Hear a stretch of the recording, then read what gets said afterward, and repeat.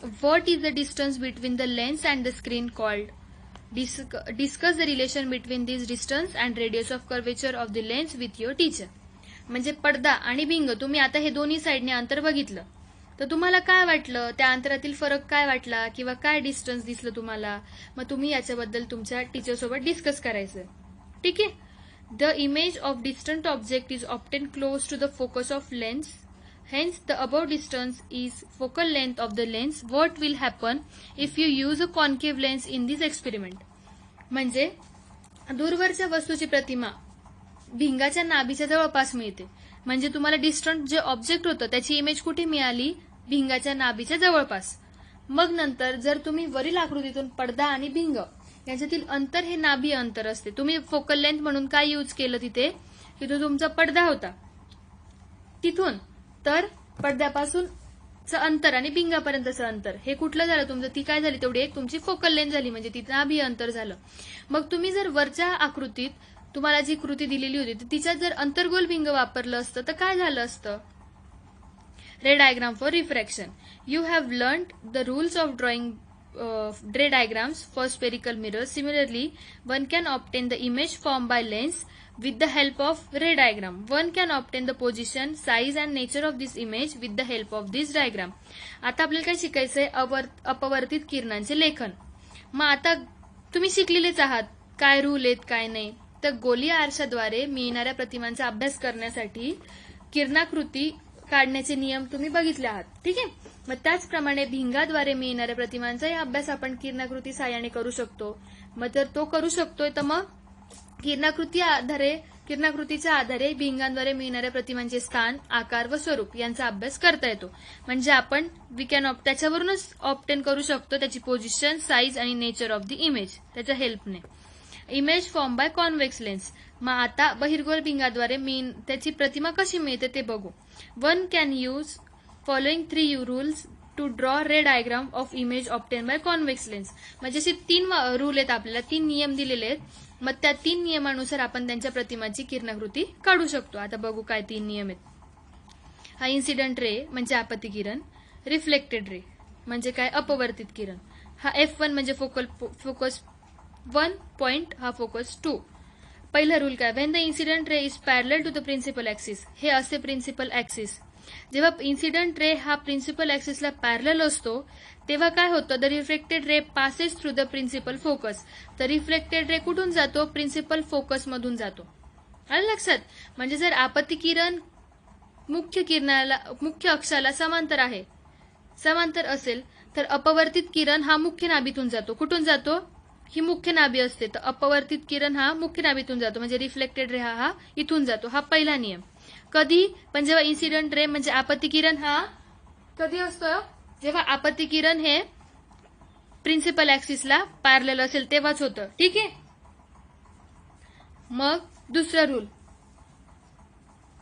Rule काय आहे? तर when the incident ray pass through the principal focus the reflected ray is parallel to the principal axis. म्हणजे जेव्हा incident ray हा principal focus मधून जातो तेव्हा रिफ्लेक्टेड रे हा कोणाला पॅरलल असतो? प्रिन्सिपल ऍक्सिसला. म्हणजे हा याला पॅरलल असतो. कधी? जर आपत्ती किरण मुख्य नाभीतून जात असेल, म्हणजे इन्सिडेंट रे जर हा प्रिन्सिपल फोकस मधून जात असेल तर हा जो रिफ्लेक्टेड रे म्हणजे अपवर्तित किरण आहे तर तो प्रिन्सिपल ऍक्सिसला पॅरलल असतो, म्हणजे मुख्य नाभीला समांतर असतो. हा दुसरा नियम. आणि तिसरा नियम, incident ray when the incident ray passes through the optical centre of the lenses it passes without changing its direction. म्हणजे जर आपत्ती किरण भिंगाच्या प्रकाशीय केंद्रातून जात असेल तर त्याची दिशा बदलत नाही. म्हणजे व्हेन इन्सिडेंट रे म्हणजे जेव्हा हा इन्सिडेंट रे कोणामधून जात असेल? Optical centre. हा ऑप्टिकल सेंटर असतो आणि ह्या ऑप्टिकल सेंटरमधून जर जात असेल तर तो त्याची डिरेक्शन चेंज करत नाही. समजलं? आता 3 नियम आहेत. कोणते कोणते आहेत? पहिलं म्हणजे जेव्हा इन्सिडेंट रे हा प्रिन्सिपल ऍक्सिसला पॅरलल असेल तर रिफ्लेक्टेड रे कुठून जाईल? प्रिन्सिपल फोकस मधून. सेकंड, दुसरा रूल, इन्सिडेंट रे हा जर प्रिन्सिपल फोकस मधून जात असेल तर रिफ्लेक्टेड रे हा कोणाला पॅरलल असतो? कोणाला समांतर असतो? प्रिन्सिपल ऍक्सिसला. आणि तिसरा रूल काय?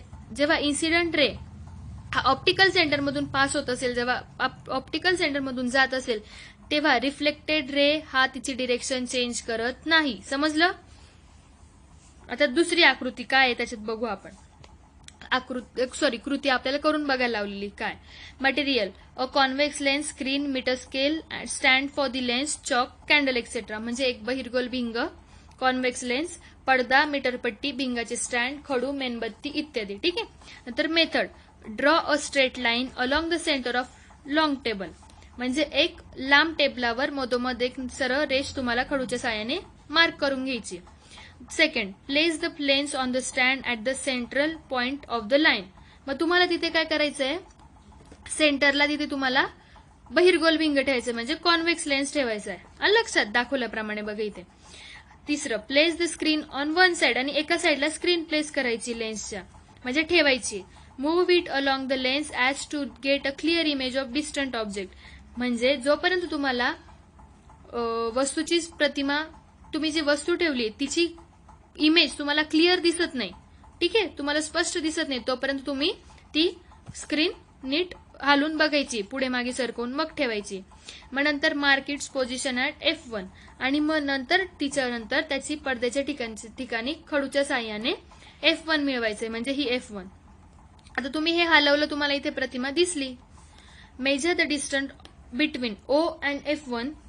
Mark a point at distance 2F1 from O on the same side of F1 and mark it as 2F1. म्हणजे जेव्हा तुम्ही O व F1 मधील अंतर मोजायचंय आणि त्यानंतर O पासून 2F1 पर्यंतचं अंतर F1च्या बाजूला 2F1 लिहायचंय. म्हणजे बघा इथे 2F1. पहिले कुठं लिहायचं, कुठलं मोजायचंय, O आणि F1 मधलं अंतर मोजायचंय. नंतर O आणि 2F1 वरचं अंतर F1च्या साईडला लिहायचंय, म्हणजे इकडे. आलं लक्षात? मग आता repeat action 3 and 4 on the other side of the lens and mark F2 and 2F2 on the straight line. म्हणजे तुम्ही तिसरं आणि चौथं जे केलं ना F1 2F1 साठी, तेच तुम्हाला F2 आणि 2F2 साठी करायचंय. आलं लक्षात? आणि मग F2 आणि 2F2 ते पॉइंट मार्क करायचे. Now place the burning candle on the other side of the lens far beyond 2F1. Place the screen on the opposite side of the lens and obtain a clear image of the candle by moving it forward or backward along a line. म्हणजे मग तुम्हाला जळती मेणबत्ती 2F1च्या पलीकडे खूप अंतर ठेवायचंय, म्हणजे 2F1 च्या पलीकडे खूप अंतरावर ठेवायची. आणि ती ठेवल्यानंतर तुम्हाला पडदा आणि भिंग दुसऱ्या बाजूला रेषेवर ठेवून पुढे मागे, म्हणजे हे तुम्हाला असं पुढे मागे सरकवून बघायचंय की याची क्लिअर इमेज तुम्हाला इथे दिसली पाहिजे स्क्रीनवरती. आलं लक्षात? आणि तुम्हाला जोपर्यंत दिसत नाही तोपर्यंत तुम्हाला ती मेणबत्ती अशी थोडी सरकवून बघायची. ही मेणबत्ती सरकवायची आणि तिची क्लिअर इमेज ह्या पडद्यावरती जेव्हा दिसेल तेव्हा तिची ती पोझिशन फिक्स करायची. आलं लक्षात? Repeat action 6 by placing on the candle beyond 2F1 and 2F1 between 2F1 and F1 at F1 and between F1 and O. Note your observation. मग नंतर काय करायचं तुम्हाला? कृती 6. ही मेणबत्ती 2F1च्या मागे ठेवायची. आता आपण इकडे ठेवली होती, आता ती त्याच्या पाठीमागे ठेवायची. आणि 2F1 वर F1 व 2F1 यांच्या दरम्यान, F1 वर व F1 या O च्या दरम्यान ठेवून निरीक्षण करायचंय. समजलं?